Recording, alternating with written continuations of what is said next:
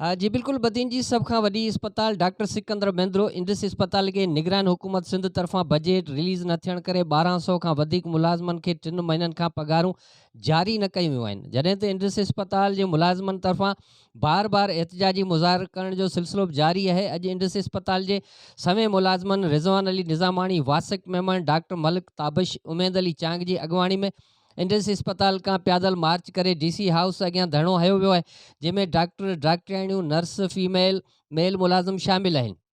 मुलाज़िमनि जे हयल धरणे में बदीन जे शहरियुनि, सिविल सोसाइटी जे माण्हुनि, मुख़्तलिफ़ शहरियुनि, अॻुवाणनि पार्टियुनि जे अॻुवाणनि समेत शिरकत कई वई आहे। ॿिए पासे इंडस अस्पताल जे मुख़्तलिफ़ शोबनि जिन खे अणॼाण मुदे ताईं बंदि रखियो वियो आहे, जंहिंमें दिलि, शुगर, ब्लड प्रेशर, कारी साई, ज़नानी बीमारियुनि जे शोबे समेत ॿिया शोबा पिणु बंदि रखिया विया आहिनि।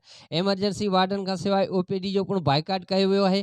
मुलाज़िमनि पारां निगरान हुकूमत सिंध खां इहो मुतालबो कयो वियो आहे त इंडस अस्पताल खे फौरी बजट जारी करे मुलाज़िमनि मां बेचैनी ख़तमु कई वञे। यादि रहे त कुझु ॾींहं अॻु निगरान हुकूमत सिंध इंडस अस्पताल खे 50 करोड़ रुपया बजट ॾियण जो पिणु ऐलान कयो हो, जंहिं ते अञा ताईं अमल न थी सघियो आहे, जंहिं करे 1200 खां वधीक जो मुलाज़िम आहिनि ऐं उन्हनि खे न त पघारूं जारी थी सघियूं आहिनि, न ई इंडस अस्पताल जा जेके शोबा आहिनि जेके बंदि पियल आहिनि त उन्हनि में वधीक कमु हली सघियो आहे। जी।